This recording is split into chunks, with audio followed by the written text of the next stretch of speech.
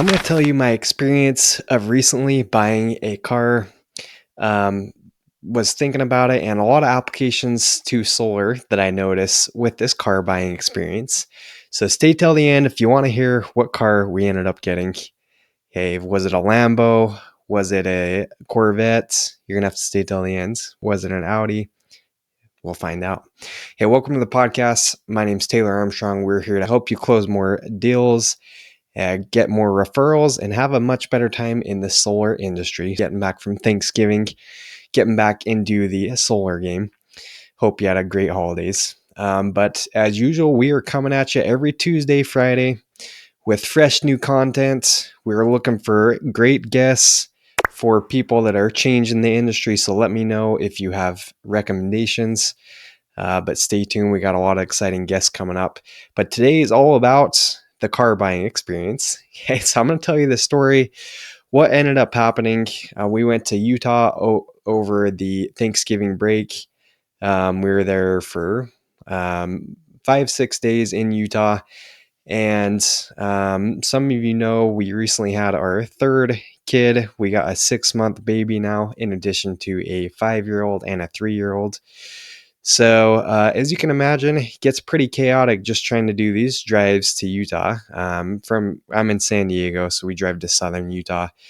It's about 7 hours, so we're like, okay, we don't need to fly. Let's just drive. But it can get pretty brutal dealing with 3 kids, and we were in just a SUV, a 5-seater, and we're like, you know what, we got to get a bigger car. So wife was finally complaining enough that had to bite the bullet and get the bigger car.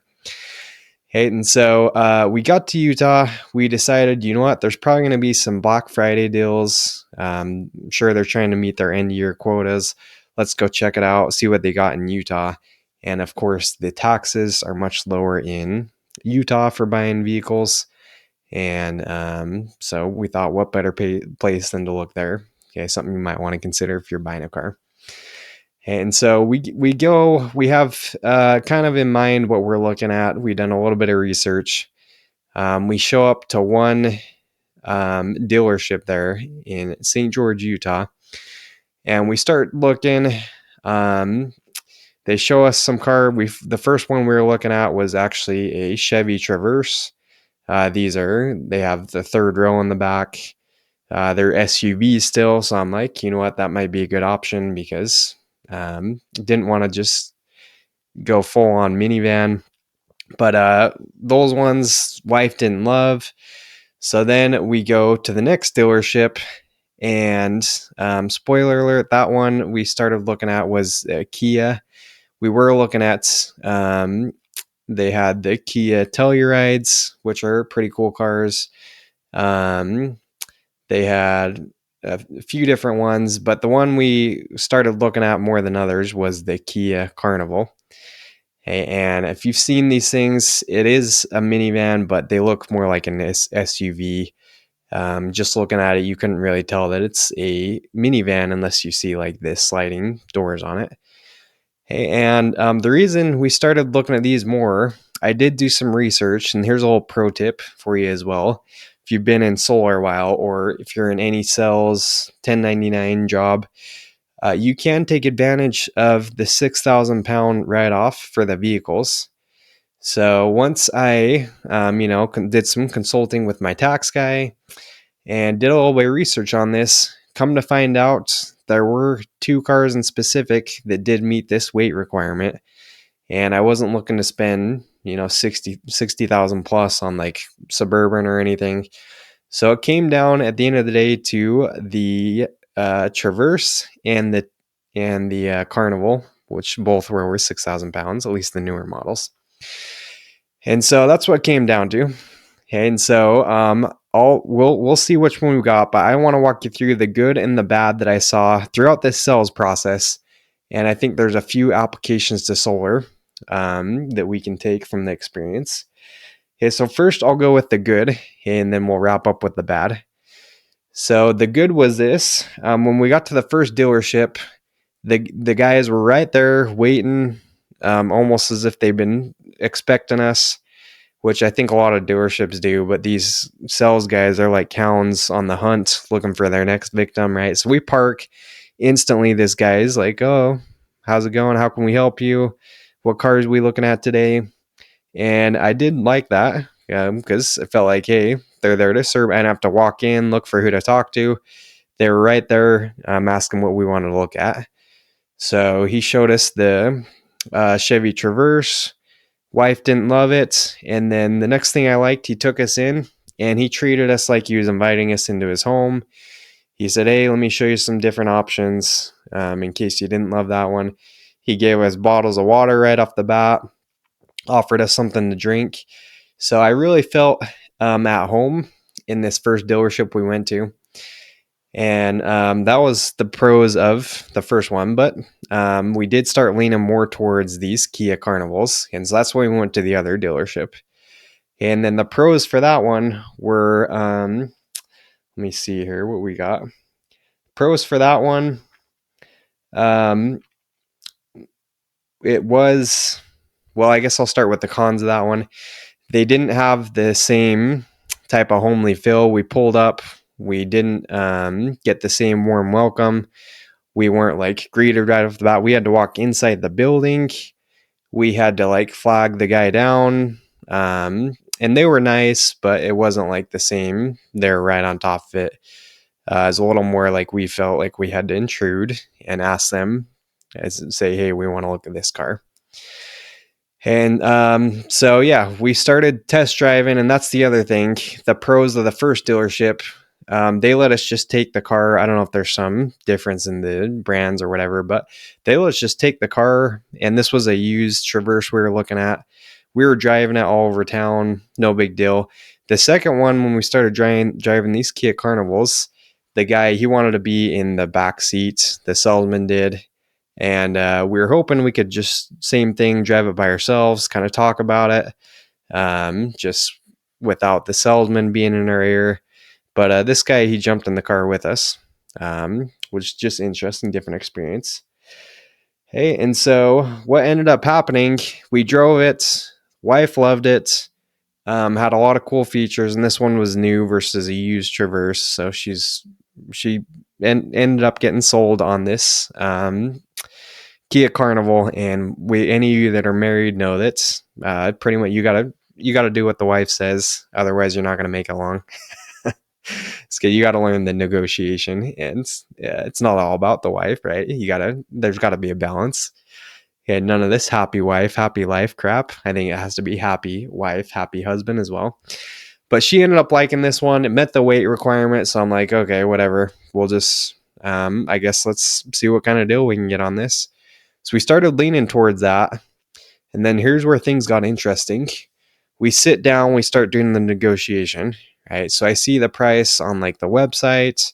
I see the price that they're supposed to give. They give us like, the $700 off the MSRP. And that's where I start just negotiating. I'm like, okay, I wasn't necessarily planning on signing today, but if we can make the numbers work, then we'll do this. Let's do this today.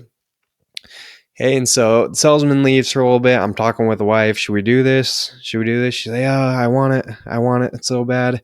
I'm like, okay, well, if we can get the deal we want, then guess let's do it. So we go back and forth a little bit, and then finally I tell him, "Look, man, so we'll get this today. We'll make a decision. If you can give us 42 grand flat, we'll sign the docs. We'll do this today." And I think they had started at like 43.8 or something for these Kia Carnivals. So I was basically asking for, I don't know, 1,500 less or give or take than the price they started at. So he's like, okay, well, we'll see what we can do.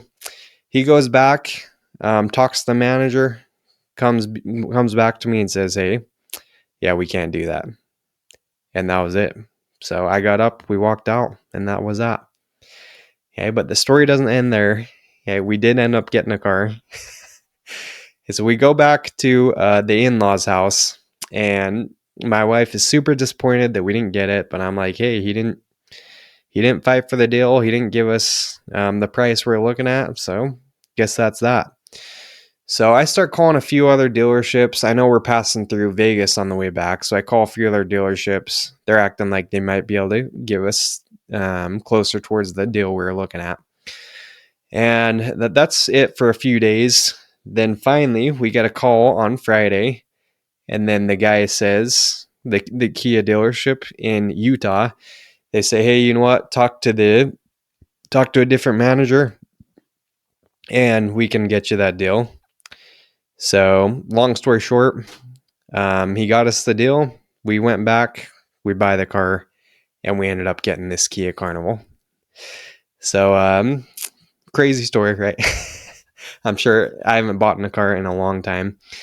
But so yeah, what were the pros about this? I think he did push to get us the deal at the end of the day.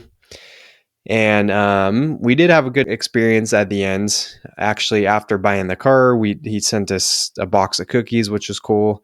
It went to actually my parents' house in Utah. I guess that's where um, my license was still showing. My parents' house in Utah, need to change it. So they sent us a box cookies to the wrong address, which was thoughtful. We didn't get it. So it was a good experience. And the other part that I thought was really good is when we were actually signing the docs, going through the credit application and all that. It wasn't the original salesman that did this. He had another guy he passed it off to. And this guy was a pro. This guy, he was super clear with going through the documents. He made us feel really comfortable in the process because he summarized everything we were signing and just made him seem super simple. So I felt like he summarized it so good that I didn't necessarily need to read it. And I'm not like one of those analytical buyer types. If it makes sense to me, if I'm getting a deal, I'm doing it. Right? Maybe some people read every word. We all know those owl types. But yeah, I was super comfortable with that part. And it got me thinking, man, I wish I had a separate person I could just pass off solar documents to. Because this sales guy, he can go, I don't know, follow up with other prospects while he's getting all the documents signed. So I was really impressed with that part of it. Okay, but let's get into some problems I saw. And here's where we can start to apply some things to our solar business. Okay, so a few problems. The number one thing I would say is the first day when we were looking at the car, the guy, I think he could have done a lot more to lock the deal down there. As I mentioned before, a wife was totally sold. I had told him, hey, if we can get to this number, we'll do it today. And in my head, I was expecting it would probably be meet somewhere in the middle of our numbers. And I would have still been convinced, okay, he could have gotten close to the number. But he didn't really fight for it. He just came back and he's like, nope, can't do it. And that was it. So for me, I'm thinking in my head, man, why would you not do everything possible, even if you absolutely couldn't lower the price? Which found it hard to believe that he couldn't have a little leeway, or I don't know, take a little bit out of his commission or something. But even if you couldn't, in my head, I'm thinking, man, if I were at the table, if I were at the kitchen table trying to do a deal today, I would make sure this potential customer knew that I had exhausted all options, that I fought for them, and this is the best we can do. But hey, I talked to this manager. I offered to take some of my commission to pay for it. If we couldn't get it done, whatever. This guy, he just came back and said straight up no. But if he would have made us feel like, hey, I tried everything I could. Look, you guys are getting a great deal. Here's why. You look at website, you look at this. They're all coming at this. We're going to give you top-notch service. I'm going to take care of you. If he would have come across with that attitude and just showing us how he fought to get us the best deal possible, then I would have signed right there. And how many times have we lost deals because we have not exhausted all our options? And then it's like people don't pick up. You have to go through the whole back and forth trying to follow up with people. So that was the first thing I saw, is just, I think this guy was almost lucky in a way to get the deal. Because when we left, we already knew that's the one we wanted. We were calling other dealerships. We're seeing what other deals we could get. So this guy, he's lucky that things end up working out in his favor, because chances are if you don't get the deal then and there and someone's ready to buy, then they're probably going to go with someone else or they're going to move on. So that was the first big mistake that I saw as we were going through this car buying experience. And then a few other things. I mean, the guy had some technology issues. I don't know what like CRM or text they're using, but he claimed he'd been sending us follow-up texts. We weren't getting them. So make sure your technology works. Learning lesson right there. But the other big thing is I asked this guy after. I'm like, hey, so how come we couldn't make this happen the first day? And the salesman's words were that the manager that gave the authorization to drop the prices or give better deals, he wasn't in the office. So they couldn't get permission to do it that day. So I'm just thinking to myself, I'm like, well, why not tell us that? Like, why didn't you just be like, hey, look, the manager that can authorize possibly a little bit better pricing on this, he's out of town. We're not able to get that, but I'm gonna fight for you. I'm gonna get in touch with him, and then let's schedule a follow up for Friday. And if I can get this for you guys, we'll do it. Does that sound good? Okay, so at the very minimum, do that. But he just left us hanging, and it was just like we didn't know if we thought that was it. We thought, okay, well, they really can't do any better. So we were looking at other options. So the key there is if you can't, I don't know, if you run into a situation like that, at least set a follow up time and make sure you have access to whoever you need access to. I don't know, drop price or whatever you're needing to do. And then the last little thing that I didn't love about the whole experience is we had to take our 6-month baby with us on this whole car buying journey.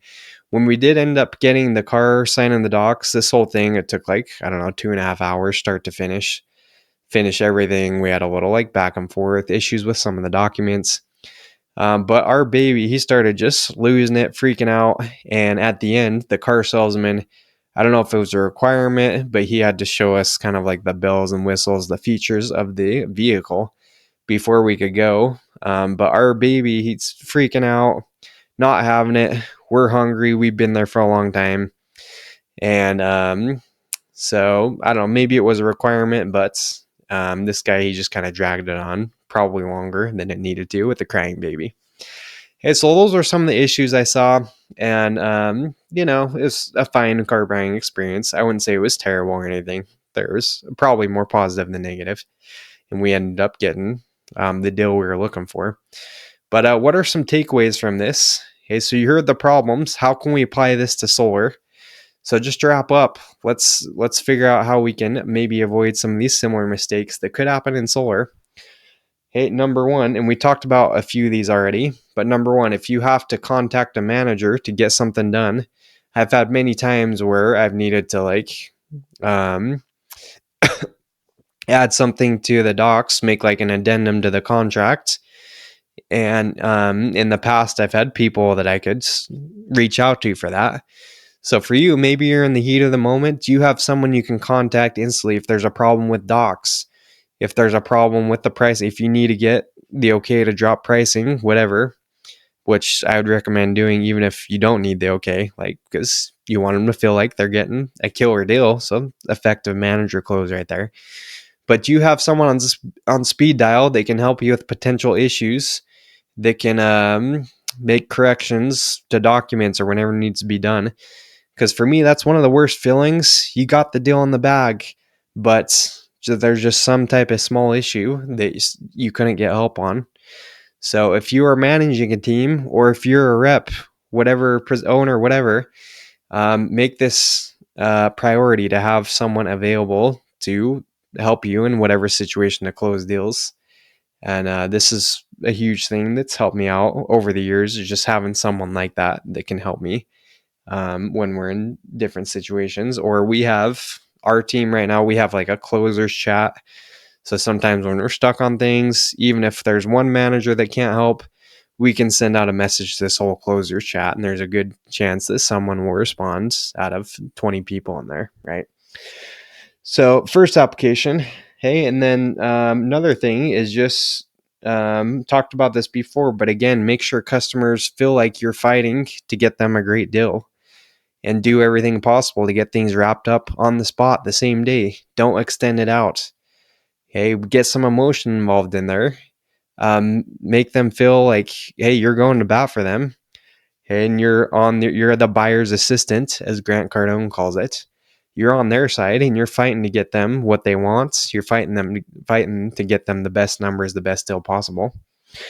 Hey, and then just reading the room, right? So if you have crying kids, crying babies, like we did, hey, maybe you can be a little bit more efficient. Maybe you can, I don't know, optimize your presentation a little bit.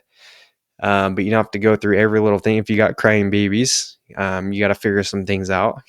Don't try to present through crying babies and dogs going crazy. Command the attention and just be understanding. If you're not a parent, sometimes people got to deal with babies, whatever. So read the room and adjust when there's things going on like that. And then, lesson learned from a positive. They sent the box of cookies. I like that. I wish we could do this with solar, but when we sign the docs for the car, it's actually written in their agreement contract, whatever it is, that's, hey, when you sign this and drive off the lot, you can't return it. That's a done deal. Wish we could do that with solar, right? Just sign it and then that's it. Panels go up right that instant. Well, we can't do that, but we can create a good experience. We can send out that box of cookies. We can maybe go back at the site survey, go back the next day, drop off the thank you card, whatever. There's things that we can do to solidify the deal and make people feel like they're having a world-class experience. So ask yourself that. Are you giving your customers a world-class experience? Are you actually contacting them after the deal is signed?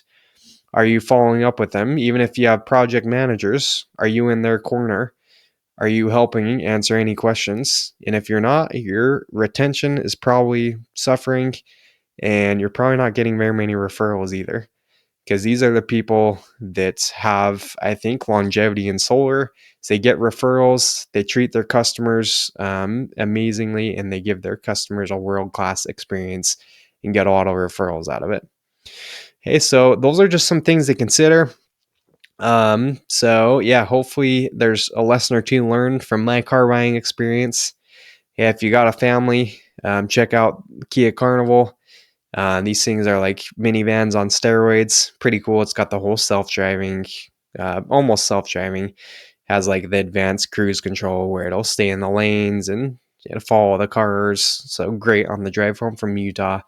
It just set it and practically took a nap in there. Not quite to the level of Tesla, but with Teslas, they got the cameras now that are like monitoring, making sure you're not on your phone and stuff like that. So I almost like this better because you can be on your phone and it's still driving for you. It's not going to freak out if you're, if you're letting it drive and checking a text or whatever. So let me know if you have any questions or looking to buy that next vehicle. Hey, I got 3 kids. Maybe you don't, but hey, see if you can take advantage of that $6,000 weight limit and maybe get a tax write-off. Okay, so hopefully this helps someone out there. I know it's not super specific to solar, but I think there's cells as cells. It's applicable across all industries. So hopefully you learned some lessons. Stay tuned for the next episode. We got some amazing guests coming on. Can't wait for some episodes coming up here. And have a strong finish to the year. We're recording this in December, so keep your foot on the gas. Don't slow down. Let's get some deals and have fun knocking in hopefully warm weather wherever you're at. For me, it's still pretty warm. But if you're knocking in the snow, hey, you got this. Go grind it out. Okay, so thanks for being on today. We'll see you on the next one.